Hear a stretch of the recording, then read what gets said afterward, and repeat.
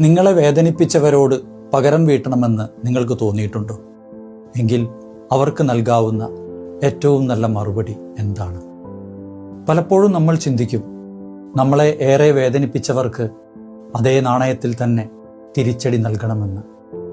പക്ഷേ ഒന്നോർക്കുക, പ്രതികാരം ചെയ്യാനുള്ള ശ്രമം അത് കത്തുന്ന ഒരു കനൽ കയ്യിൽ പിടിക്കുന്നത് പോലെയാണ്. അത് പൊള്ളിക്കുന്നത് നമ്മളെ തന്നെയാണ്.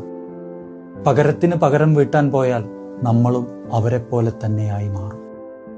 നമ്മുടെ വിലപ്പെട്ട സമാധാനവും സമയവുമെല്ലാം വീണ്ടും അവർക്കായി ചിലവഴിക്കേണ്ടി വരും.